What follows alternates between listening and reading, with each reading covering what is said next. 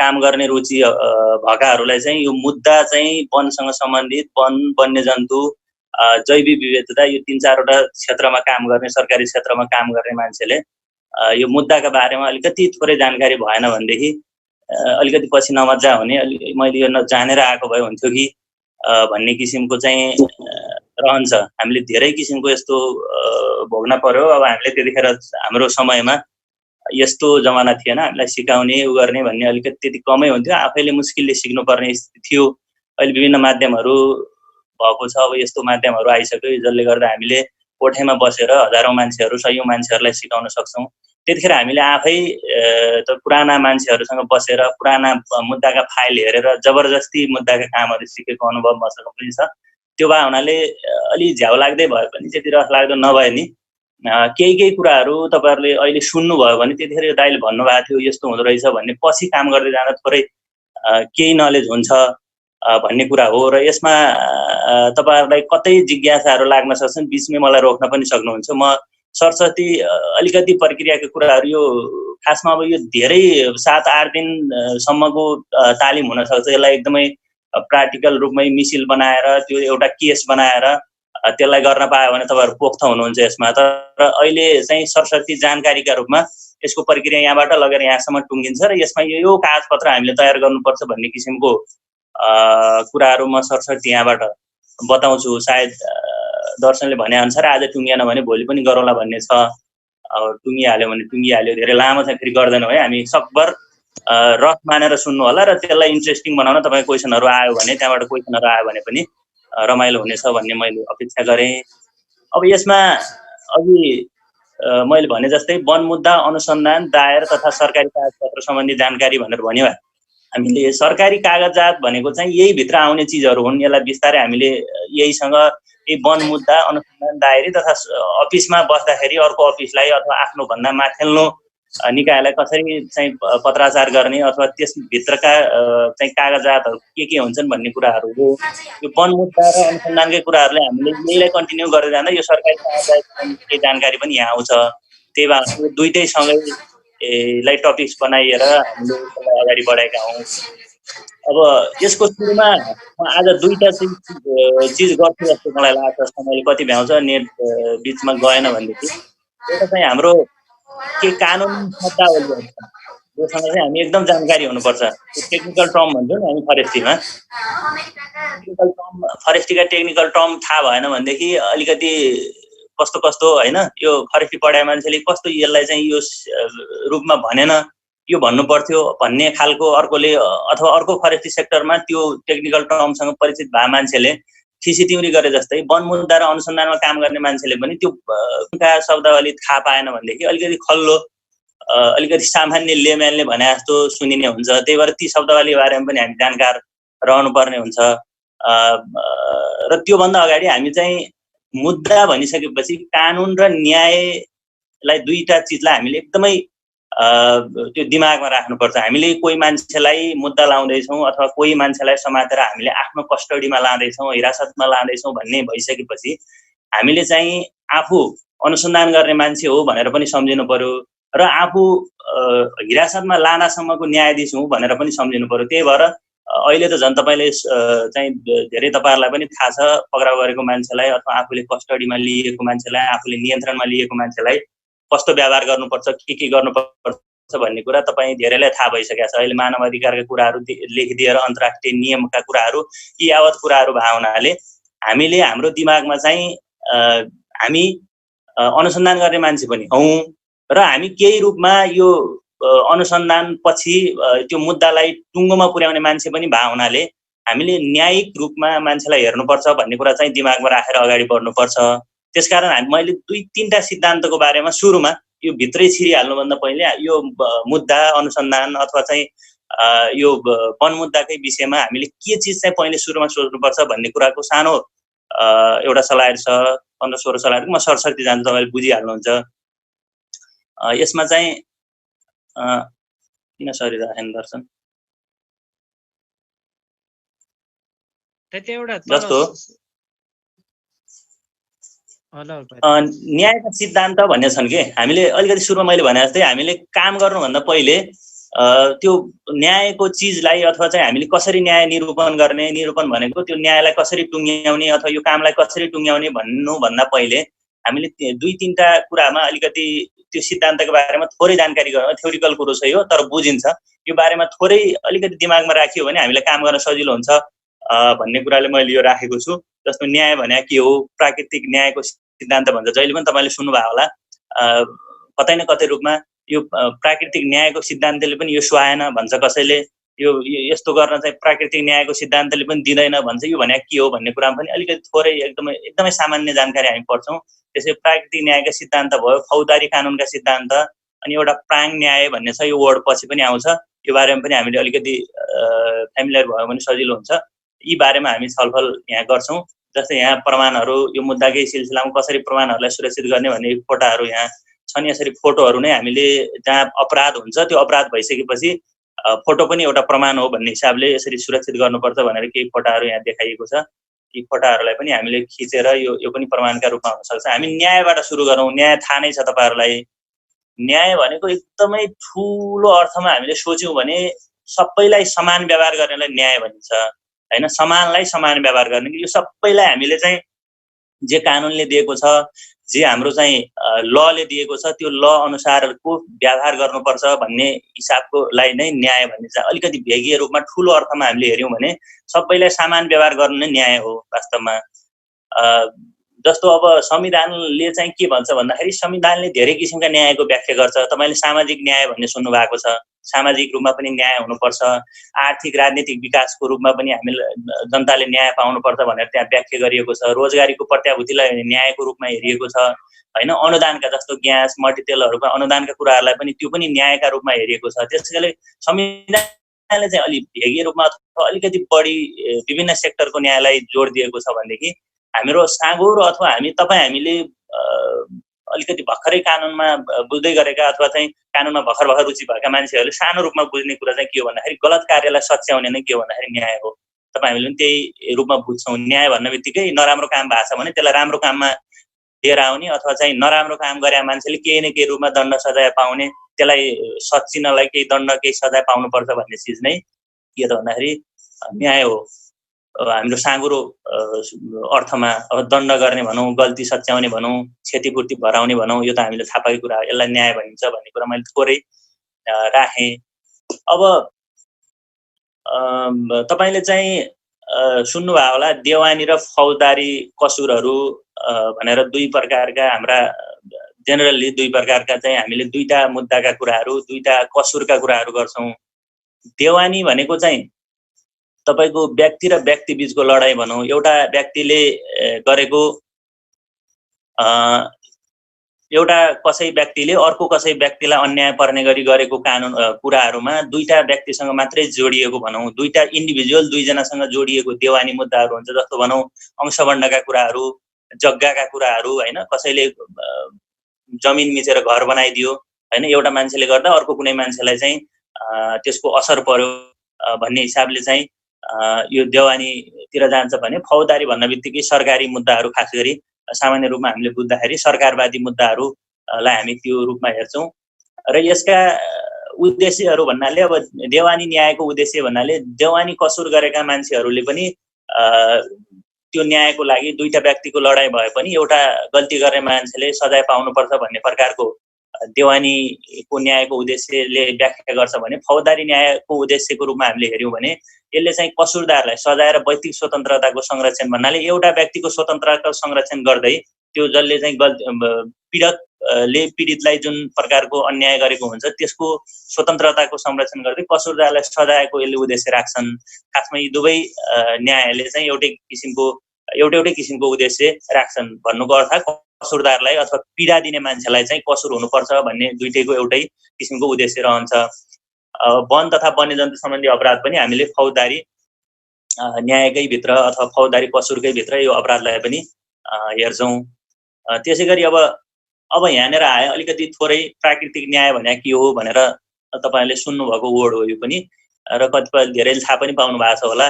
प्रकृतिले के न्याय दिन्छ त, किन प्राकृतिक न्याय भनेको भन्ने कुरो रहन्छ। यो धेरै ठाउँ बस्छ। तपाईँले ल पढ्नुभयो भने त्यहाँ यो किसिमको सिद्धान्तहरूको एउटा किताब नै छ, प्राकृतिक न्याय सम्बन्धीको सिद्धान्त भनेर। यसलाई चाहिँ के त भन्दाखेरि प्रकृतिले कसैलाई असमान व्यवहार गर्दैन भन्ने रूपकै सामान्य रूपमा हेर्दाखेरि एउटा प्रकृतिले कोही एउटा इन्डिभिजुअल अथवा कोही एउटा कम्युनिटी अथवा कोही एउटा समाज, कोही एउटा देशका लागि उसले चाहिँ एउटा इगो अथवा चाहिँ भनौँ न यसलाई मैले चाहिँ म देखाउँछु भने जस्तो कहिले पनि त्यो प्रकृतिले त्यसरी रिस साच्दैन अथवा त्यसरी प्रकृतिले अन्याय गर्दैन भन्ने किसिमको सिद्धान्तलाई नै न्यायसँग जोडेर हेरिन्छ। एउटा न्याय दिने मान्छेले प्रकृतिले जसरी न्याय गर्छ, प्रकृतिले जे तवरले न्याय गर्छ सबैलाई समान तवरले हेर्छ भनेर भनिन्छ। त्यही तवरले न्याय दिने मान्छे अथवा त्यो जसले चाहिँ कानुनलाई आफ्नो उसमा लिएर अरूलाई न्याय दिनको लागि एउटा उसमा अधिकार प्राप्त गरेर बसेको हुन्छ, त्यसले चाहिँ यो प्रकृतिको न्यायको सिद्धान्तले हेर्नुपर्छ भन्ने कुरो हेरिन्छ। तपाईँले बुझ्नुभयो होला मैले यति भनेपछि। यो भन्दाखेरि मानवको विवेक अनुसारले नआइकन नहुने प्रक्रिया भनेको चाहिँ आफ्नो विवेक अथवा मैले भने यो लाइन जे भयो भने तपाईँले यसलाई बुझिहाल्नुहुन्छ। तपाईँले एउटा प्रकृतिले जसरी समान रूपमा सबैलाई जसरी हेर्छ त्यसै गरी नै न्याय पनि के हुनुपर्छ भन्दाखेरि त्यही सिद्धान्तको रूपमा अगाडि बढ्नुपर्छ। न्याय दिने मान्छे कोही प्रति बायस हुनु हुँदैन अथवा मुद्दा निरूपण गर्ने अथवा मुद्दा चलाउने मान्छे अथवा मुद्दा अनुसन्धान गर्ने तपाईँ हामी कोही कसैप्रति झुक्न हुँदैन। प्रकृतिले जसरी एक किसिमको समान व्यवहार गर्छ त्यही किसिमले चाहिँ न्याय सम्पादन हुनुपर्छ भन्ने खालकै यसले यो सिद्धान्तको मूल मर्म या तपाईँ हामीले बुझ्ने हिसाबले त्यसको मूल मर्म यही हो। यो सर्वस्वीकृत तथा सर्वव्यापी मान्यता यो नेपालमा मात्रै लागू हुने होइन, यो नेपालदेखि लिएर विश्वभरि नै जसले न्याय निरूपण गर्छन्, जसले भनौँ न एउटा अदालती प्रक्रियाहरूबाट अथवा एउटा निश्चित ठाउँबाट पीडामा परेका मान्छेहरूलाई चाहिँ न्याय दिने काम गरिन्छ, त्यहाँ चाहिँ यो सर्वव्यापी र एकदमै स्वीकार्य भएको मान्यता, चलिआएको मान्यता भएको हुनाले प्राकृतिक न्यायको सिद्धान्त चाहिँ एकदमै मुख्य रूपमा न्याय दिने मान्छेहरूको लागि ठुलो रूपमा हेरिन्छ। र त्यो हुनाले सुरुमै हामीले मैले त्यही भएर यो सुरुमै यो कुरा गर्नुको अर्थ चाहिँ हामी अहिले मुद्दाभित्र छिरिसकेका छैनौँ। हामीले चाहिँ के गर्नु पर्यो भन्दाखेरि हाम्रो दिमागमा प्राकृतिक न्यायको सिद्धान्तको रूपमा अगाडि बढ्न पर्यो।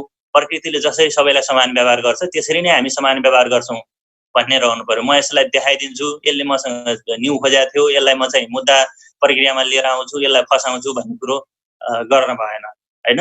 तपाईँ त्यो कुरा चाहिँ सुरुमै ख्याल गर्नु पर्यो भन्नाले यो गरिएको। भिक्टोरस जस्टिस भन्ने अर्को एउटा थ्योरी छ, यो पनि यो ल चाहिँ कानुन पढ्ने विद्यार्थीहरूले पढ्नुपर्छ। यसले पनि प्राकृतिक न्याय सिद्धान्तकै वकालत गर्छ। त्यसमा अरू धेरै चिजहरू छन्, यो भित्र धेरै नछिरौँ। भन्नुको मतलब मैले यो प्राकृतिक न्यायको सिद्धान्त र भिक्टोरस जस्टिस यी दुईटै प्रकारकोले एउटै कुरो के हो भन्दाखेरि समान व्यवहार चाहिँ हामीले गर्नुपर्छ भन्ने कुरो हो। अब प्राकृतिक न्यायका केही सिद्धान्तहरू नेपालमा हेर्ने हो भने अथवा मुलुकभरि नै हेर्ने हो भने केही सिद्धान्तहरू चाहिँ कानुनले नै बनाएको छ। प्राकृतिक न्यायका सिद्धान्तहरू अन्तर्गत यी कुराहरू पर्छन् अथवा यी गर्न हुँदैन भन्ने केही चिजहरू चाहिँ राखिएको छ। जस्तै एउटा चाहिँ आफ्नो मुद्दामा आफै न्यायाधीश हुनु हुँदैन है। जस्तो मानौ म वनकै कुरा गरौँ, म कुनै जिल्ला वनको डिएफओ छु। डिएफओ भनिसकेपछि त्यहाँको मुद्दालाई किनारा लाउने भनौँ न, मुद्दा हेर्ने भन्दा पनि डिएफओ भनेको न्यायाधीश पनि हो। तपाईँलाई थाहा हुनुभएको छ डिएफओको दुईटा भूमिका रहन्छ। न्याय यो मुद्दाकोतिर आउन बित्तिकै डिएफओ भनेको न्यायाधीश हो।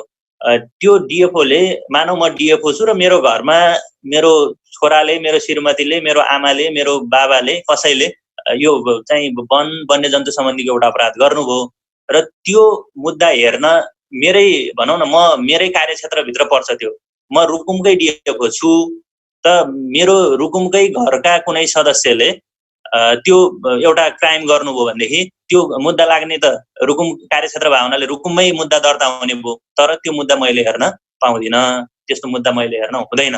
त्यो डिएफओलाई सरुवा गरेर हुन्छ अथवा डिएफओलाई हटाएर अर्को डिएफओलाई ल्याएर हुन्छ, के गरेर हुन्छ, अथवा त्यो मुद्दालाई मुतलबी राखेर पछि हेर्ने गरी, त्यो मुद्दै भने के हो भन्ने पछाडि आउँछ, फेरि राखेर पछि हेर्ने गरी गरेर गर्न सकिन्छ अथवा के गरेर हुन्छ त्यो मुद्दामा मैले हेर्न हुँदैन। यति भने तपाईँले बुझ्नुभयो, आफ्नो मुद्दामा आफै न्यायाधीश हुन हुँदैन। प्राकृतिक न्यायको सिद्धान्तको एकदमै महत्त्वपूर्ण कुरो यो पनि हो। यो प्राकृतिक न्याय सिद्धान्तहरूमा मुलुकी ऐन अदालत तपाईँले खोज्नुभयो भने मुलुकी ऐन अदालती बन्दोबस्त महल भन्ने छ एउटा, 30 नम्बरमा त्यहाँ चाहिँ धेरै चिजहरू लेखिएको छ। त्यहाँ गएर तपाईँले पढ्न पनि सक्नुहुन्छ।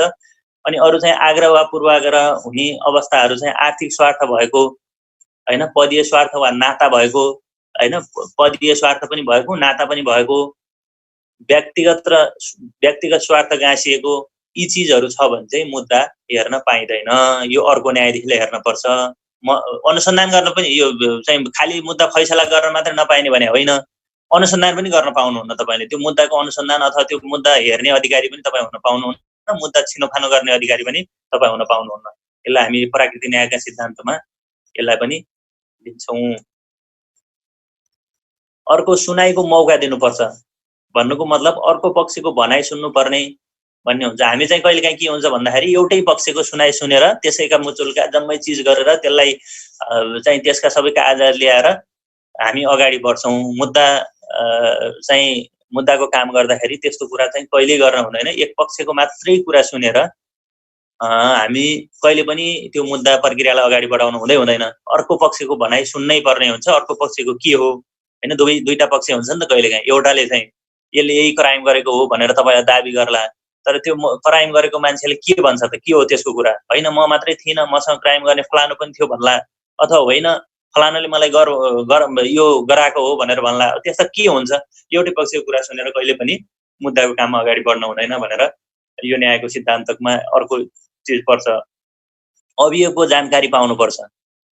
तपाईले सुन्नुभयो होला कहिलेकाहीँ बाटोमा पुलिसले कुनै मान्छेहरू कुनै चिजहरूलाई समात्छ अनि कहिलेकाहीँ भिडियो आउँछ नि, खै मलाई पक्राउ पूर्ति दिएको, खै म के कारणले मलाई चाहिँ समात्नु भयो भन्दै कराएको सुन्नुहुन्छ तपाईहरु। त्यो भनेको के हो भन्दाखेरि जहिले पनि प्राकृतिक न्यायको सिद्धान्तमा अभियोगको जानकारी, म के को रूपमा पक्राउ परे अथवा मलाई के का लागि कहाँ लैजाइँदैछ हैन, जथा तपाईले कसैलाई पक्राउ गर्नुभयो, डाइरेक्ट हिँड्दै कुनै कसुर देख्नुभयो, पक्राउ गर्ने अथोरिटी छ तपाईलाई कानुनमा, अथवा तपाईलाई त्यो बाइ रुल तपाईलाई त्यो दिएको छ, तर तपाईले त्यो मान्छेलाई चाहिँ मैले तपाईलाई यस्तो यस्तो रूपमा चाहिँ भेट्टाएँ, तपाईले अलिकति बुझ्नुपर्ने हो, यसको लागि जाने हो भनेर उसलाई चाहिँ स्पष्ट बनाएर कन्भिन्स गरेर मात्रै गर्नुपर्छ। न कि तपाईले चाहिँ त्यो हत्कडी लाएर हातमा हालेर ल हिँड तल किन भन्ने मैले भन्दै त्यो गर्न चाहिँ पाइँदैन। अभियोगको जानकारी पाउने उसको हक हुन्छ। त्यसपछि अर्को अभियोगको खण्डन गरी वा समर्थन गरी दिइने लिखित जवाब पेश गर्ने अवसर। जहिले पनि लिखित जवाब, अहिले त वकिलहरूको जमाना छ, पहिले वकिलहरूले अथवा वकिल राख्दिन भन्न पनि पाउँछ, म आफै गर्छु भन्न पनि पाउँछ। त्यो चाहिँ उसलाई समर्थन के हो त, अभियोगको खण्डन, मैले तपाईले भनेको अभियोग यो यसले यो गरेको थियो भन्ने हो भनेदेखि त्यो के हो त, मैले गरे भने गर्छु भनेको गरेको थिएँ अथवा मैले गरेको हो भने भन्छ कि त्यसले, अथवा हैन मलाई चाहिँ यतिकै उहाँले चाहिँ यसरी बलजफ्ती लिएर आउनुभयो कि भन्ने हुन्छ। त्यो चाहिँ त्यो अवसर चाहिँ उसलाई दिनुपर्छ, लिखित अफिसियली भनौँ न, उसलाई त्यो अवसर दिनुपर्छ भन्ने यो सिद्धान्तले अर्को वकालत गर्छ। त्यसैगरी आफ्नो जिकिर पुष्टि हुने प्रमाण पेश गर्ने अवसर, अर्को पक्षले पेश गरेको प्रमाण खण्डन गर्ने वा इन्कार गर्ने अवसर, पेश गरेका प्रमाणहरूको निष्पक्ष मूल्याङ्कन भनेको उसले जस्तो तपाईले कसैलाई यो फलाना कसुर गरेको थियो यसले भनेर आरोप लाउनु भयो, त्यो आरोप लगाइसकेपछि उसले चाहिँ त्यो प्रमाणहरू, हैन मैले यो गरेकै थिइनँ, मलाई चाहिँ यसरी जबरजस्ती फसाउन खोजियो, मैले गर्दै नगरेको चाहिँ प्रुफ हुने प्रमाणहरू यी हुन् भनेर उसलाई चाहिँ त्यो प्रमाणहरू पेश गर्ने अवसर पनि दिनुपर्छ हैन। पहिले गरिन्थ्यो नि, पक्राउ परिसकेपछि उसलाई चाहिँ मोबाइल खोजिदिने, सबै चिज खोजिदिने, तैले केही गर्न पाउँदैनस् भन्ने, चाहिँ हिरासतमा ल्याइसकेपछि मान्छे पिट्ने गर्ने, त्यो चिजहरू चाहिँ एकदमै प्राकृतिक न्यायको सिद्धान्तले त्यो चिज मान्दैन, भन्दैन, त्यो गर्न पाइन्छ भनेर यसले वकालत गर्दैन। अर्को चाहिँ कानुनी व्यवसाय राख्ने अवसर जहिले पनि पाउँछ। यो प्राकृतिक न्यायको सिद्धान्तले यसको पनि वकालत गर्छ। कानुनी व्यवसाय तैले राख्नै पाउँदैनस्। कानुन व्यवसाय राख्न पाउने अवसर पनि प्रत्येक तपाईको कसुरमा तपाईले समातेको मान्छेले कानुन व्यवसाय राख्नै पाउँछ। त्यो जत्रो लेभलको भयो भने, तपाईको जिल्लाको सामान्य वकिलदेखि लिएर तपाईले नाम सुन्नुभएका ठुलठुला वकिलहरू, म काठमाडौँको फलानै वकिल राख्छु भन्यो भने पनि उसले हैन कहाँ यत्रो वकिल राख्ने, यो वकिलसँग त म कुरै गर्न सक्दिनँ भन्ने तपाईको हुँदैन। फेरि त्यो उसले जस्तो मान्छे, जुन मान्छे राख्छु भन्न पनि पाउँछ, त्यो उसलाई चाहिँ त्यो प्राकृतिक न्यायको सिद्धान्त अनुसार उसलाई त्यो राख्ने, कानुनी सहायता लिने अधिकार छ। जुनसुकै कसुरमा पनि तपाईले समाएको मान्छे, तपाईले आफ्नो नियन्त्रणमा लिएको मान्छेले कानुन व्यवसाय राख्न पाउँछ। सुनाइमा भाग लिने अवसर, जस्तो सुनाइ भनेको दुई पक्षको सुनाइ हुन्छ नि, मुद्दा हेर्ने मान्छेले सुनाइ गर्छ नि, त्यतिखेर चाहिँ सुनाइ त गर्ने, तर त्यो सुनाइ सुन्नै नदिने, उसलाई कस्टडीमा थुन्याथुनी गर्ने, यता उसको वकिलले मात्रै सुन्ने, आफू उसले नसुन्ने भन्ने हुँदैन। उसले सुनाइको भाग लिन पाउने अवसर, सुनाइमा जान पाउने अवसर रहन्छ, उसलाई चाहिँ त्यो राइट छ। कारण र आधार खुलेको निर्णय गरिसकेपछि जहिले पनि अधुरो निर्णय चाहिँ गरेर मुद्दा हेर्ने अधिकारले त्यो निर्णय गर्न पाउँदैन। फलानोले यसरी ल्याएको, हिरासतमा यो ल्याएको मान्छे मिसिल अनुसार यो देखिएकोले यसलाई यति कैद यति जरिमाना भन्न पाइन्न। त्यसरी यो कारणले यो आधार खुलेकोले यो पुष्टि हुन आएकोले निजलाई चाहिँ यति वर्ष चाहिँ जेल यसरी चाहिँ जरिमाना भनेर एकदम खुलेको निर्णय चाहिन्छ। जहिले पनि कानुनको भाषामा तपाईलाई अधिकार छ भनेर फलानालाई यति महिना थुनिहाले भन्ने, फलानालाई यति हजार मैले जरिमाना तिराइहाले भन्ने हुँदैन। त्यो चाहिँ एकदमै कारण पनि स्पष्ट खोल्नु पर्यो र के को आधारमा हो, के पुष्टि गर्यो त्यो चिज भन्ने चिज पनि एकदम खुलेको निर्णय चाहिँ जहिले पनि चाहिन्छ। र पुनरावेदनको अवसर यो पनि तपाईले सुन्नु भएको होला, जहिले पनि अन्तिम निर्णय गर्ने हामीले अदालततिरको कुरा गर्यौं भने अन्तिम निर्णय गर्ने राय चाहिँ जहिले पनि सर्वोच्च अदालतसँग हुन्छ। त्यसको लागि चाहिँ पुनरावेदन भनेको एउटा अदालतमा फैसला भइसकेको, एउटा अड्डामा फैसला भएको मुद्दालाई उसले चाहिँ यदि हार्यो भनेदेखि त्यो भन्दा माथिल्लो निकायमा फेरि पुनरावेदन गर्न पाउँछ। यसले चाहिँ यो जिल्ला अदालतले बदमासी जस्तो मानौ जिल्ला वन कार्यालयले एउटा मुद्दा लगाएको कुनै व्यक्तिलाई, त्यो मान्छेले चाहिँ मुद्दा हार्यो, उसलाई चाहिँ जिल्ला वनले जेलको फैसला अथवा जरिवानाको फैसला गर्यो र त्यो मान्छेलाई चित्त बुझेन भने उसले पुनरावेदन, त्यो भन्दा माथिल्लो पुनरावेदन अदालतमा चाहिँ उसले फेरि पुनरावेदन यो मुद्दामा फेरि हेराइ सुनाइ पाऊँ भनेर उसले पुनरावेदन गर्न पाउँछ र त्यो चाहिँ उसलाई अधिकार दिनुपर्छ, त्यो अवसर उसलाई छ। त्यसरी प्राकृतिक न्यायको सिद्धान्तले मोटामोटी ती कुराहरूमा वकालत गर्छ।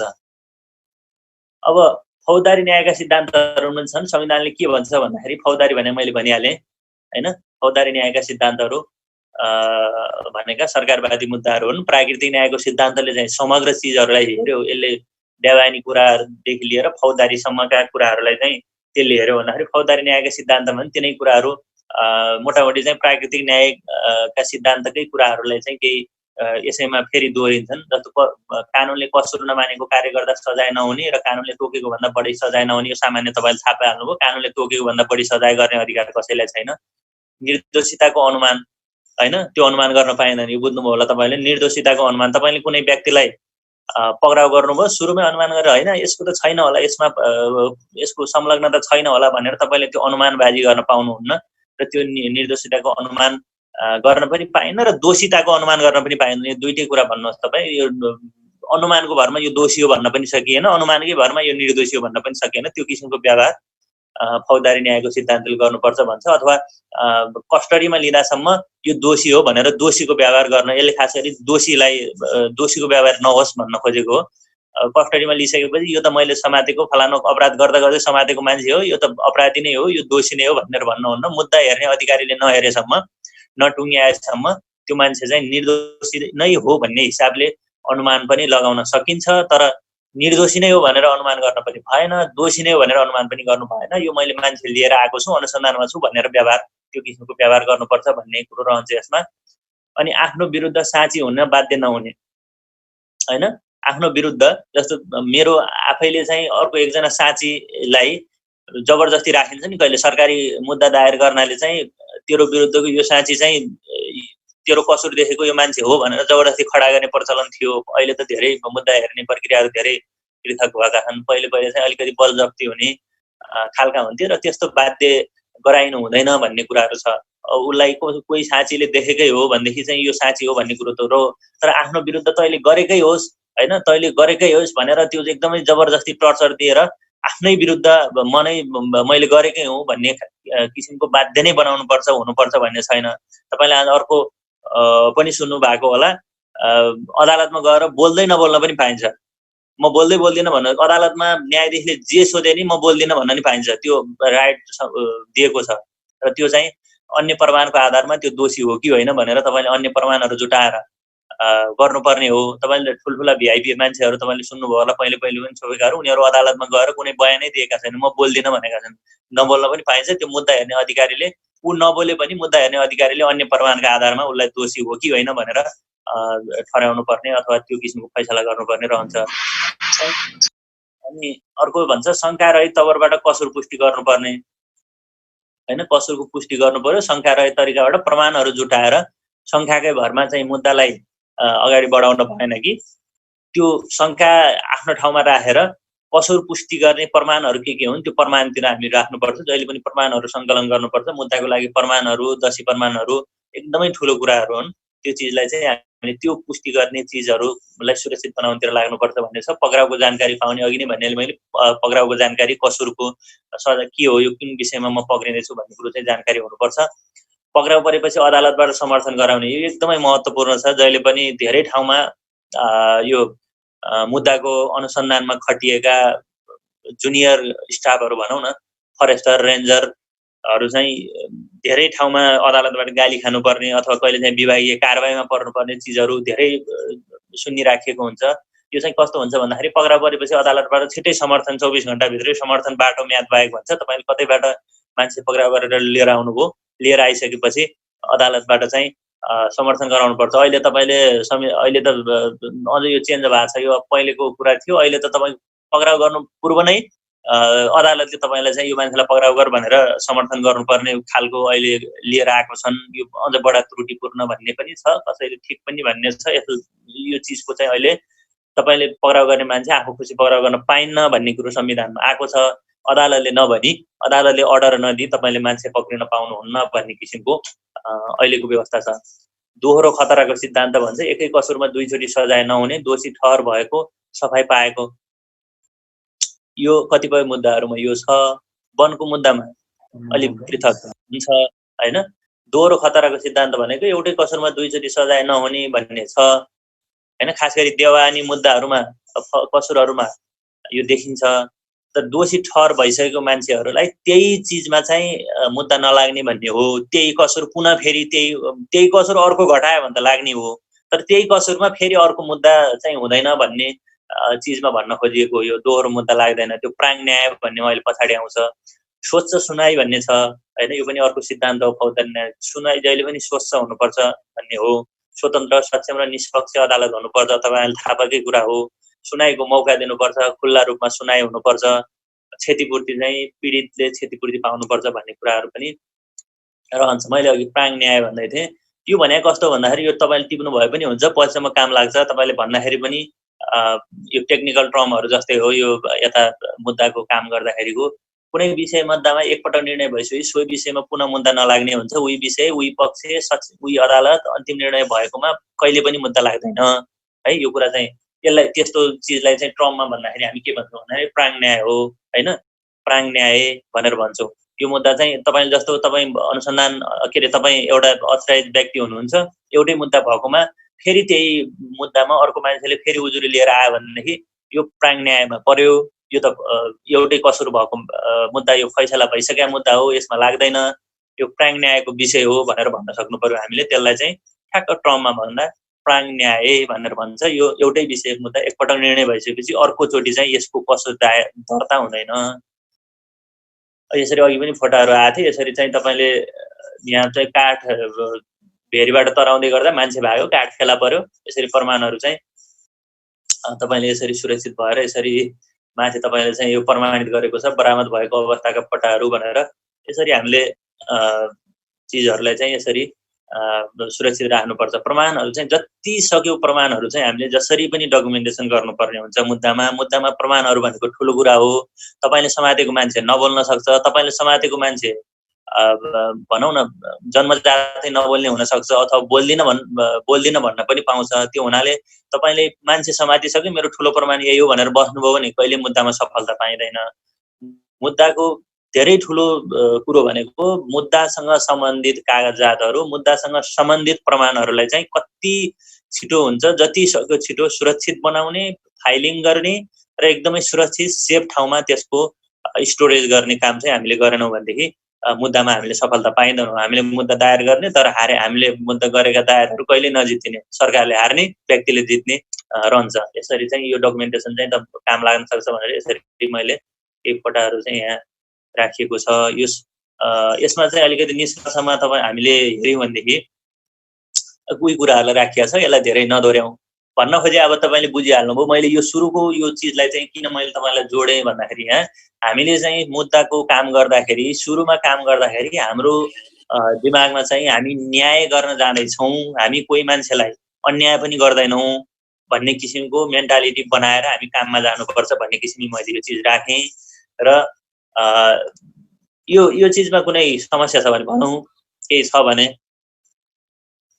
नत्र केही शब्दावली पढ्नौँला यस पछाडि। कानुनी शब्दावली छ, यो पनि तपाईँहरूले म कति बुझाउँछु थाहा छैन, तर यो एकदम सुन्नै पर्ने, थाहा पाउनै पर्ने शब्दहरू छन्। कानुन पछि मुद्दामा काम गर्न थालिसकेपछि यी अर्थहरू थाहा पाइएन भनेदेखि एकदम गाह्रो हुन्छ। अब न्यायाधीशलाई सोध्ने कुरो भएन, के भने के हो भनेर, अब सरकारी वकिललाई सोध्न पनि अलिकति गाह्रै हुन्छ। त्यो भयो हुनाले यी अर्थहरू चाहिँ कानुनी शब्दावली चाहिँ अलिकति जानियो भने ठिक हुन्छ भन्ने छ।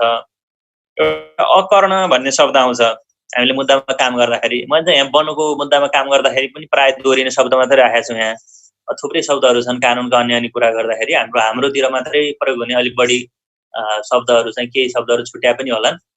शब्दहरू छ। अकर्ण भन्ने एउटा छ। यो अकर्ण भने कस्तो भन्दाखेरि आफ्नो जिम्मामा जुन सामान हामीसँग हुन्छ अथवा कागज हुन्छ भनौँ, सामान कागज जे हुन्छ त्यो सामान वा कागजलाई एकले अर्कोलाई बुझाउँदा त्यसरी बुझाउने प्रयोजनका लागि तयार गरिएको सामान कागजको विवरण खुलेको भरपाई हो एउटा। तपाईँले बुझ्नुभयो कि भएन? जस्तो मैले एउटा सामान अफिसबाट मैले बुझेको छु एउटा सामान, होइन, त्यो सामान चाहिँ मैले अर्को व्यक्तिलाई फेरि बुझाउनु पर्यो। मानौ एउटा कुनै फाइल होला, मुद्दाकै फाइल होला, मुद्दाकै फाइल त्यतिकै झिकेर लान त पाइएन अफिसबाट। फलानु कामको लागि मैले यो फाइल चाहिँ यति दिनको लागि बुझेर लिएँ भनेर बुझेर लाने हो। बुझेर लगिसकेपछि त्यो फाइल तपाईँले लिनुभयो, तपाईँले काम गर्नुभयो र त्यही फाइल फेरि मलाई पनि चाहियो भनेर अर्कै तपाईँको को स्टाफले अथवा अर्को कुनै मान्छेले माग्यो, अफिसकै मान्छेले माग्यो भनेदेखि एउटा कागज गरेर फलानु यसरी अफिसबाट यो बुझेको फलानु डकुमेन्ट अथवा फलानु सामान मिति यति गतेका दिन फलानुलाई बुझाइदिई यो भरपाई गरेको छु भनेर मिति सहित सिग्नेचर सहित एउटा कागज गरिन्छ। त्यसलाई हामी कानुनी रूपमा, कानुनी शब्दमा अकर्ण भनेर भन्छौँ।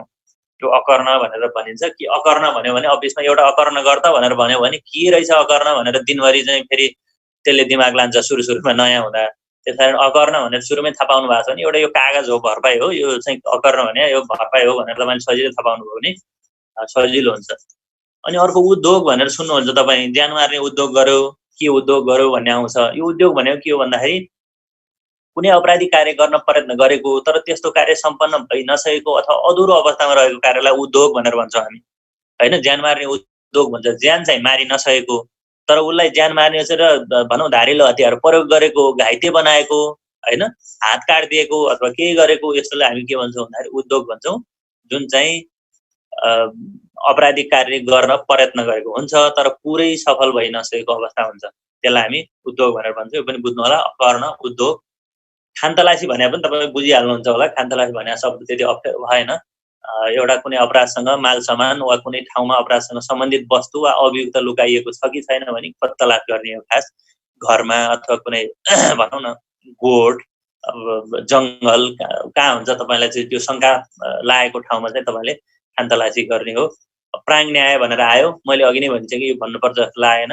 एकपटक चाहिँ टुङ्गिएको मुद्दा अथवा एउटा अड्डामा मुद्दा परि निर्णय भइसकेको चिज चाहिँ फेरि त्यही मुद्दा फेरि चाहिँ हेर्न पाइँदैन अथवा हेर्न मिल्दैन अथवा दर्ता हुँदैन भन्ने सिद्धान्त नै के हो भन्दाखेरि प्राङ न्याय हो।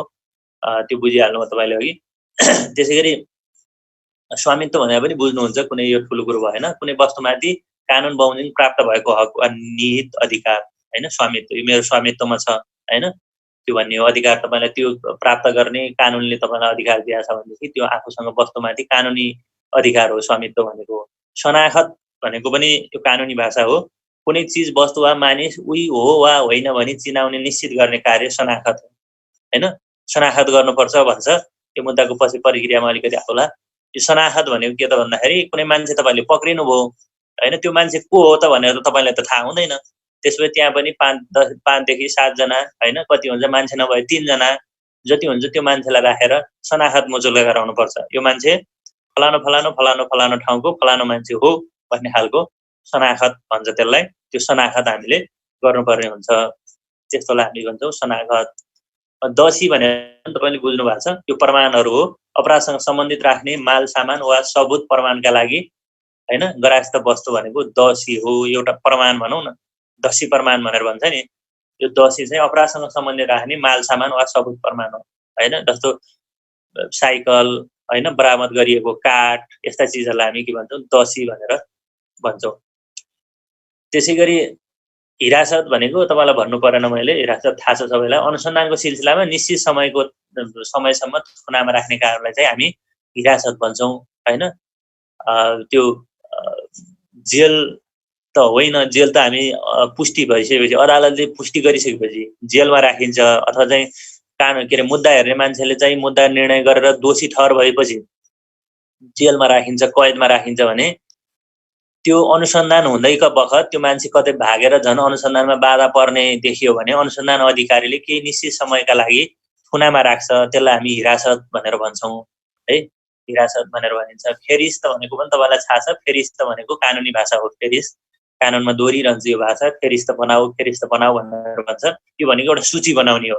जस्तो कुनै एउटा ठुलो डकुमेन्ट तपाईँले एउटा फाइल तयार गर्नुभयो, त्यहाँ धेरै हुन्छ फाइलमा, कुनै फलानुलाई पठाएको चिठी, एउटा कुनै मुचुल्का, कुनै के धेरै ठुलो फाइल हुन्छ। त्यो फाइलको सुरुमै तपाईँले एउटा फेरिस्त बनाउनुहुन्छ, कुन कुन कागज छ त यो फाइलभित्र भनेर हामी सुरुमै बनाउँछौँ, त्यसलाई फेरिस्त भन्छौँ, सूची बनाउँछौँ। फलानु यति गते लेखिएको फलानु चिठी थान 1, अर्को यो चाहिँ फलानु मुचुल्का थान 1, यसरी हामीले सुरुमै सर्लक्क चाहिँ फाइलभित्र के छ भनेर हेर्नलाई त्यो सूची बनाएर टाक्ने प्रचलन हुन्छ, त्यसलाई हामी भन्छौँ। त्यसैगरी बरामद भने पनि तपाईँलाई थाहा नै छ, यो अपराधसँग सम्बन्धित माल सामान वा चिज वस्तु खानतलासबाट खोज्ने फेला पार्ने कामलाई बरामद। कुनै चाहिँ अपराधसँग सम्बन्धित सामानहरू छ, अपराधसँग सम्बन्धित अथवा चाहिँ अनुमति नभएको चिजहरू लिएर उसले हिँडेको छ भने त्यसलाई खानतलासी गरेर त्यहाँबाट चिजलाई तपाईँले प्राप्त गरेर नियन्त्रणमा राख्ने चिजलाई हामी बरामद भन्छौँ। सबुत भनेको पूर्ण रूपमा कायम रहेको स्थिति भनेको सबुत प्रमाण भनेको चाहिँ एकदमै त्यो प्रमाण देखिने प्रमाण के एकदमै पूर्ण रूपमा कायम रहेको यो हो भन्ने चाहिँ तपाईँलाई स्पष्ट बनाउनेलाई हामी सबुत भन्छौँ। अनि अर्को सम्माहन भन्ने दोहोरिरहन्छ अदालतमा। तपाईँको डिएफओले पनि यो सम्माहन जारी गर्नु पर्यो, लगेर चाहिँ सम्माहन घर उसमा टाँसिदिनु पर्यो भनेर भन्छन्। के रहेछ सम्माहन भनेर पनि त्यतिखेर कन्फ्युज हुनु भएन।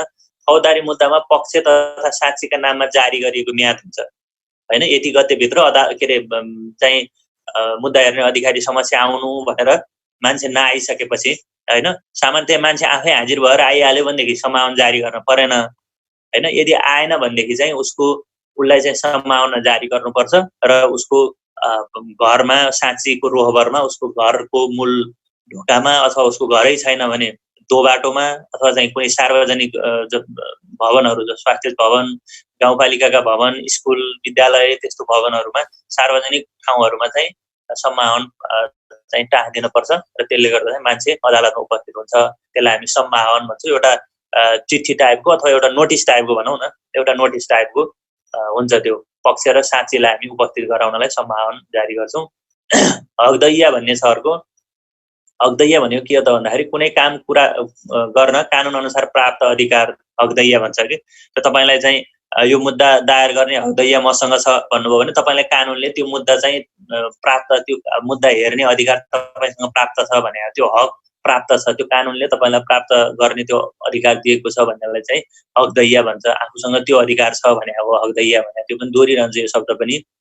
जिरिह भन्ने हुन्छ अर्को। जिरिह भने के हो भन्दाखेरि यो पनि एकदम दोहोरिरहन्छ। बहस हुँदा डिओ साहबहरूले अथवा चाहिँ अदालतमा तपाईँले मुद्दा लानुभयो भने वकिलहरूले, न्यायाधीशहरूले यो वर्ड दोहोऱ्याइरहनु भएको हुन्छ। जिरिह भनेको पक्षले आफ्नो साक्षीलाई सोधपुछ गरिसकेपछि अर्को पक्षसँग गर्ने सोधपुछलाई जिरिह भनिन्छ। मलाई जिरिह दिनु पर्यो भन्छ कि वकिलले। त्यसपछि न्यायाधीशले चाहिँ ल हुन्छ भन्यो भने साक्षीलाई चाहिँ पक्षले सोधपुछ गरिसकेपछि अर्को पक्षले सोधपुछ गर्छ। अर्को पक्ष भनेको जस्तो सरकारवादी मुद्दा भयो, कुनै सरकारवादी मुद्दामा चाहिँ सरकारवादी मुद्दाका पक्षहरू पनि हुन्छन् र यता हामीले जसलाई मुद्दा लैरहेछौँ विपक्षका साक्षीहरू पनि हुन्छन्। त्यसपछि जुन पक्ष छ सरकारवादी पक्षले आफ्नो साक्षीलाई सोधपुछ गरिसकेपछि अर्को विपक्षका साक्षीलाई पनि त्यो वकिलले सोधपुछ गर्न पाउँछ, अथवा अर्को विपक्षको वकिलले पनि सरकारवादीका साक्षीहरूलाई सोधपुछ गर्न पाउँछ। त्यसलाई चाहिँ जिरिह भन्छ। त्यो जिरिह लिएर मात्रै सोधपुछ गर्नुपर्ने हुन्छ। त्यो जिरिह चाहिँ हजुर मैले हजुरलाई एकछिन डिस्टर्ब गरेँ है। त्यो सरकारवादी मुद्दाहरू चाहिँ कस्तो कस्तो हुन्छ बुझाइदिनु न। सरकारवादी मुद्दा भने त अब कस्तो भनेदेखि फौजदारी मुद्दाहरू लगभग सबै सरकारवादी मुद्दाहरू हुन्। जस्तो पुलिसहरूले मुद्दा लाउँछ, तिमीहरूले सुनिरहेको होला हैन। जस्तो सार्वजनिक सार्वजनिक चिजमा कसैले तोडफोड गर्छ, क्षति गर्छ, त्यो फौजदारी मुद्दा पर्छ, सरकारवादी मुद्दा नै हुन्छ। वन मुद्दा सबै सरकारवादी मुद्दा हो। यो भनेको सार्वजनिक सम्पत्ति अथवा सरकारका सम्पत्ति कसैले क्षति गर्यो, त्यसमा हानि नोक्सानी गर्यो भने त्यो मुद्दा चाहिँ वादी सरकार पक्ष चाहिँ सरकार हुन्छ, नेपाल सरकार हुन्छ, र विपक्ष चाहिँ जसले क्षति पुर्याएको हो त्यो मान्छेहरू हुन्छ। जस्तो तिम्रो राइटको प्रोपर्टीमा कसैले क्षति गर्यो भने त्यो फौजदारी अथवा सरकारवादी मुद्दा हुँदैन, त्यो चाहिँ तिमीहरू दुईटाको लडाइँ हुने भयो। जस्तो मैले तिम्रो चाहिँ घरको ढोका फुटाइदियो भने त्यो सरकारवादी मुद्दा भएन, त्यो चाहिँ मैले तिमीलाई गरेको अन्याय भयो, तिमीले ममाथि चार्ज लाउनु पर्यो अथवा तिमीले ममाथि मुद्दाको प्रक्रिया अगाडि बढाउनु पर्यो, त्यो दुईटाको मुद्दा भयो। पक्ष तिमी भयो, विपक्ष म भएँ, अथवा मैले मुद्दा दायर गरेँ भने म पक्ष भएँ, तिमीलाई विपक्ष बनाएर मुद्दा दायर गरेँ। तर सरकारका सम्पत्तिमा कसैले हानि नोक्सानी गर्यो भने त्यो सरकारका सम्पत्ति भन्ने बित्तिकै सार्वजनिक सम्पत्तिहरू सबै किसिमका भन न, तपाईँ तिम्रो चाहिँ जङ्गलदेखि लिएर तपाईँको सार्वजनिक क्षेत्रका पोल, बिजुलीका पोलहरू, सार्वजनिक गाडीहरू, भनौँ न प्लेनमै तपाईँ कहिले हो हल्ला गर्छ नि, प्लेनमा बसेर हो हल्ला गर्न पाएन भन्छ, त्यो पनि सार्वजनिक मुद्दा लाग्छ हैन। त्यो विभिन्न किसिमका सार्वजनिक चिजहरू, पब्लिक चिजहरू भनौँ न, सरकारका मात्रै होइन, पब्लिकसँग जसले सरकारका सम्पत्ति त छँदै भयो, तर पब्लिकसँग सरकार राख्ने चिजमा कसैले क्षति गर्छ भने ती सबै मुद्दालाई सरकारवादी मुद्दा, फौजदारी मुद्दा भनेर हामी भन्छौँ। क्लियर छ? हजुर बुझेँ दाइ, धन्यवाद। जिरिया भनेको पनि बुझिहाल्नु हो, एउटा पक्षले अर्को पक्षको साक्षीलाई सोध्न पाउँछ, त्यसलाई जिरिया भन्छ। त्यो जिरिया पनि दोहोरिरहेको शब्द हुन्छ, यो पनि सम्झिराख्नु होला, जिरिया भन्ने छ। अनि रोह भन्ने हुन्छ, मुद्दा मामिलाको सिलसिलामा हुने कार्य रोहबर भन्ने सुन्नुभयो होला तपाईँ। रोह भनेको चाहिँ त्यो दुईटाकै अथवा दुईटा पक्षकै उसमा उपस्थितिमा गरिने हुन्छ, त्यसलाई रोह भन्छ। यो एक पक्ष भयो भने त्यो रोह हुँदैन, दुई पक्षकै मुद्दा मामिलाको सिलसिलामा हुँदाखेरि दुई पक्षकै अथवा दुईटै चिजका रूपलाई चाहिँ उपस्थित गराएर हुनेलाई चाहिँ हामी रोह मुद्दा मामिलाका सिलसिलामा गरिन्छ यो काम, त्यसलाई रोह भनेर भन्छौँ। मुद्दा मामिलामा दुई पक्ष चाहिँ सँगै हुनुपर्छ, रोहबरमा हुनुपर्छ भन्ने कुरा हो यो। त्यसपछि थुन्चेक भन्ने छ, त्यो थुन्चेक पनि बहुत दोहोरिरहने र यो एकदम उसमा प्रयोगमा आइरहने शब्द हो, यो पनि तपाईँहरूले सुन्नु होला। थुन्चोक भनेर चाहिँ के हो भन्दाखेरि मुद्दा दायर भई अभियुक्तको बयान लिने काम सम्पन्न भएपछि पछि बयान कसरी लिन्छ भन्नेसम्म पनि जाम्ला हामी, समयले कति भएको छ। त्यस्ता अभियुक्तलाई मुद्दा कारबाही अवधिसम्म थुनामा राख्ने वा धरौटी जमानतमा छाड्ने, तारिकमा छाड्ने भन्ने सम्बन्ध मुद्दा हेर्ने अधिकारले गर्ने आदेश हो। यो थुन्चेक आदेश भन्छौँ खासमा, थुन्चेक भनिन्छ, थुन्चेक आदेश भने पनि हुन्छ, थुन्चेक मात्रै भने पनि हुन्छ। यसमा चाहिँ के हुन्छ भन्दाखेरि जस्तो तपाईँले मान्छे पक्रेर लिएर आउनुभयो, मान्छेलाई चाहिँ रङ्गे हात पक्रिनु भयो, त्यसपछि सबै कुरा पुर्याएर मुद्दा दायर गर्नुभयो, तपाईँले आफ्नो काम सकाउनु भयो हैन। अनुसन्धान गर्ने मान्छे, अनुसन्धान अधिकारीले सबै काम टुङ्ग्याएर मुद्दा दायर गर्यो, न्यायाधीशको टेबलमा मुद्दा गयो। त्यसपछि चाहिँ सुरुमा के हुन्छ भन्दाखेरि मुद्दा हेर्ने अधिकारीले चाहिँ सुरुमा थुन्चेक बहस गर्छ। थुन्चेक बहसमा के हुन्छ भन्दाखेरि कि मान्छेलाई अझै थुनामा राखेर अन्य प्रक्रिया अगाडि बढाउने भन्ने हुन्छ, कि चाहिँ यसलाई धरौटीमा छाड्ने, धरौटीमा छाडेर मुद्दालाई अन्य मुद्दा कामहरू अगाडि बढाउने भन्ने कुरा हुन्छ हैन। अथवा चाहिँ धरौटी पनि नलिएर सामान्य तारिखमा छाड्ने भन्ने कुरा, तीनटा डिसिजन चाहिँ थुन्चेक बहसमा गर्न पाउँछ। त्यो थुन्चेक भनेको चाहिँ मुद्दा सक्यो भनेको होइन, फेरि मुद्दा चलिरहन्छ, फेरि पछि साक्षीलाई झिकाउँछ, तपाईँको चाहिँ दुवै पक्षका वकिलहरूलाई झिकाउला, दुवै पक्षलाई झिकाउला, दुवै पक्षका त्यो चाहिँ तपाईँको कागज गरेका मान्छेहरू जुन हुन्छन् विभिन्न मुचुल्काहरूमा कागज गरेका ती मान्छेहरूलाई बुझ्छ अदालतले, सबै कुरा हुन्छ, अलि लामो प्रोसेस हुन्छ। तर सुरुमा चाहिँ मुद्दा दर्ता हुन बित्तिकै मान्छेलाई अब के गर्ने त, मान्छे त तपाईँको हिरासतमा छ, अनुसन्धान गर्ने अधिकारीले चाहिँ हिरासतमा राखेर काम अगाडि बढाएको छ भन्दाखेरि त्यो मान्छेलाई अझै हिरासतमै राख्ने हो कि, जस्तो कुनै मान्छे त हुन्छ नि त छोड्न बित्तिकै फरार भइहाल्ने अथवा भाग्ने खालको, त्यस्तो मान्छे छ भने त त्यसलाई त छोड्न भएन। अथवा कसुर कस्तो प्रकारको हो त, कसुर ठुल्ठुलो हुन्छ नि, कुनै ठुलो क्राइम गरेको मान्छेहरूलाई छोड्ने कुरो त भएन हैन। जस्तो तपाईँले त्यो नाम सुनिरहनु भयो होला, मैले नाम बिर्सेँ, एकजना इट्टा भट्टामा त्यो काङ्ग्रेसको नेता एकजना थियो नि, उसलाई चाहिँ के गर्यो भन्दाखेरि अदालतले थुनामै राख्न आदेश दियो। अथवा त महराको केस भर्खरै तपाईँले सुनिरहनु भएको छ, महराको केसलाई पनि थुनामै राख्न आदेश दिएको थियो नि, थुन्चेक बहस हुँदाखेरि अझै थुनामा राख्न भनेर उसले भन्यो। भनेपछि त्यो त्यतिखेर डिसिजन, फाइनल डिसिजन त भइसकेको थिएन, तर चाहिँ उसलाई के लाग्यो भन्दाखेरि यो थुनाबाट बाहिर गइसकेपछि यसले अरू प्रमाणहरू नष्ट गर्छ अथवा यसले अरू साथीहरूलाई धम्क्याउला, अरू केही गर्ला भन्ने अदालतलाई लाग्यो भने उसले के गर्छ भन्दाखेरि अझै थुनामा बसेर मुद्दालाई अझ कन्टिन्यू गर्ने भनेर पनि थुन्चेक गर्न सक्छ। अथवा जमानत अथवा तारिखमा छाड्न पनि सक्छ, धरौटी लिएर छाड्न पनि सक्छ। यो चाहिँ अदालतको विचार अथवा अदालतको हातमा हुने कुरा भयो। बुझ्यो होइन थुन्चेक भनेको? अब अर्को वर्ड छ तहकीकात। डिएफओले कहिलेकाहीँ के भन्छन् भन्दाखेरि यो मुद्दाको तहकीकात गर्ने जिम्मा तपाईँ फलानालाई है भन्छ। के भन्यो यसले तहकीकात भनेको भन्ने हो भने फेरि त्यहाँ समस्या हुन्छ। त्यो भनेको मुद्दा मामिलामा गरिने छानमाई कारबाही जस्तै सर्जीवन सबुत प्रमाण सङ्कलन यी कुरा तहकीकात के अनुसन्धान भनौँ न एक किसिमको। त्यो तहकीकातको जिम्मा तपाईँले पाउने हो, अनुसन्धान अधिकारीले पाउने हो। त्यसमा छानबिन सबै अधिकार तपाईँलाई हुन्छ। त्यो मान्छेलाई हिरासतमा राख्ने, त्यो मान्छेलाई त्यो मान्छेको बारेमा अन्य कुराहरू बुझ्ने, त्यसलाई गाउँमा गएर त्यो मान्छेको बारेमा सर्जीवन मुचुल्का गर्ने, सबुत प्रमाणहरू सङ्कलन गर्ने, त्यो सबै काम तहकीकात गर्ने मान्छेको जिम्मामा आउँछ। त्यसलाई चाहिँ हामी तहकीकात भनेर गर्छौँ। यो छानबिन अथवा कारबाही गर्ने अथवा अनुसन्धान गर्ने भनेको जस्तो है तहकीकात भनेको। धरौटी भन्ने हो। यो धरौटी भन्ने छ। धरौटी पनि तपाईँहरू सबैलाई थाहा छ होला। मुद्दाको पूर्वसेको सिलसिलामा अभियुक्तसँग निजलाई अभियोग प्रमाणित भएमा हुन सक्ने कैद, जरिवाना र निजबाट असुल गर्नुपर्ने बिगो समेतलाई विचार गरी मागिने नगद रकमलाई हामी धरौटी भनेर भन्छौँ। त्यही थुन्चेक बहस हुँदाखेरि के हुन्छ भन्दाखेरि धरौटी लिएर मान्छेलाई छाड्न भन्छ अदालतले। मुद्दा चाहिँ सकिया हुँदैन तर धरौटी लिएर मान्छे छाड्न भन्छ। त्यो भनेको के हो भन्दाखेरि उसलाई कतिसम्म यसमा मुद्दामा कैद हुन सक्छ, जरिवाना कति हुन सक्छ, निजबाट असुल्नु पर्ने बिगो कति छ। बिगो भने त थाहा छ होइन, उसले कति क्षति गरेछ कि त्यो बिगो कति छ, त्यो सबै 3-4वटा चिजलाई चाहिँ विचार गरेर एउटा नगद अथवा नगद पनि माग्न सक्छ। उसँग नगद छैन भने अचल सम्पत्ति पनि घर जग्गा पनि राख्न सक्छ। त्यो धरौटी राख्छ। त्यसलाई चाहिँ धरौटी भन्ने बित्तिकै त नगदै हो। धरौटी भन्ने बित्तिकै नगदै भन्छौँ। जमानत भन्छौँ हामी। नगद भएन भनेदेखि जमानत राख्नुपर्छ भन्छौँ। यो धरौटी भन्दाखेरि चाहिँ मानिने त्यसलाई विचार गरेर पैसा माग्छ। यति लाख चाहिँ धरौटी राखेर छोडिदिनु भनेर अदालतले आदेश दिन्छ।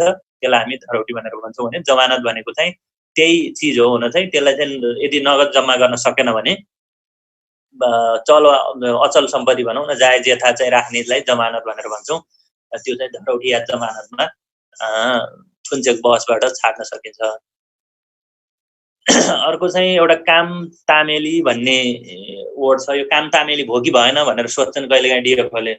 तपाईँ काम तामेली भयो कि भएन भनेर सोध्छन् होइन, के भन्यो भनेर झुक्किन भएन। त्यो भने तपाईँलाई तोकिया काम सक्यो कि सकेन भने हो कानुनको भाषामा। काम तामेली भयो कि भएन भनेको तामेली हुँदैछ सर भन्नु पर्यो अथवा तामेली भइसक्यो भन्नु पर्यो होइन। त्यो चाहिँ तोकिएको काम सम्पन्न गर्नुभयो कि भएन भनेको तामेली भनेको। काम तामेली भनेको तामेली मात्रै भनियो भनेदेखि फेरि फरक अर्थ आउँछ। काम तामेली भयो भने काम सक्नु भन्नेसँग सम्बन्धित रह्यो। तर तामेली मात्रै भनियो भन्दाखेरि के हुन्छ भन्दाखेरि मुद्दा चल्न नसक्ने अवस्था देखिएमा तत्सम्बन्धी बेहोरा जनाई सो मुद्दा स्थगित राख्ने कामलाई तामेली भनिन्छ। ठुला बडाहरूले गर्छन् कहिलेकाहीँ। त्यो अलिक ठुलो मुद्दा लागेको मान्छेहरूको मुद्दा अदालतले तामेलीमा राखिदिन्छ क्या होइन। तामेलीमा राख्यो भने त्यो मुद्दा अहिले चाहिँ पर्याप्त आधार देखिएन, अहिले चाहिँ तामेलीमा राख्यो भने त्यो मुद्दै स्थगित हुन्छ।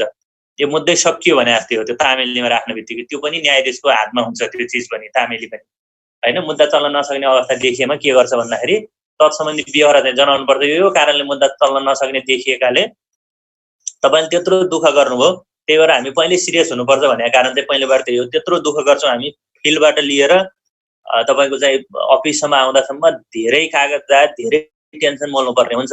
तर लास्टमा आएर न्यायाधीशले तामेलीमा हालिदियो भने बडा नमजा हुन्छ। यत्रो दुःख गरेको कामै लागेन भने जस्तो हुन्छ। त्यो आफ्नै पर्फर्मेन्समा पनि अरूले प्रश्न उठाउने खालको काम हुन जान्छ। त्यसैले कहिले पनि हाम्रो मुद्दाहरू तामेलीमा पनि जान भएन, सकभर हामीले हार्न पनि भएन। त्यस्तो किसिमले मुद्दा कि मुद्दै चलाउनु भएन, छोडिदिनु पर्यो मान्छे होइन, नदेखा जस्तो गर्नु पर्यो। यदि मुद्दै चलाउने हो भने हाम्रो प्रमाण बलियो बनाएर हाम्रा मुद्दा तामेलीमा नजाने खालका मुद्दा अथवा हाम्रा मुद्दा हामीले हारेन खालका मुद्दा बनाएर हामी जानुपर्ने हुन्छ। त्यो हाम्रो जिम्मेवारीभित्र पर्छ। तामेली भने पनि बुझियो होइन त। अर्को फरार भन्ने छ। यो पनि मैले भनिराख्नु पर्दैन, तपाईँ थाहा पाइहाल्नुहुन्छ। फरार चाहिँ कानुनी कारबाहीबाट बच्नका लागि गुप्त रूपबाट आफूलाई अनुपस्थित राख्ने, गिरफ्तार गर्ने वा अभियोग लागेको अधिकार प्राप्त अधिकारी नजरबाट भाग्ने कामलाई चाहिँ फरार भनिन्छ होइन। भागेको कुरा भनौँ न, फरार भएको भागेको होइन, कानुनबाट बच्ने भनेर। रोक्का भनेको पनि यो पनि सामान्य भइहाल्यो, तपाईँ थाहा पाइहाल्नुहुन्छ। रोक्का गर्ने भनेर भनिन्छ कहिले।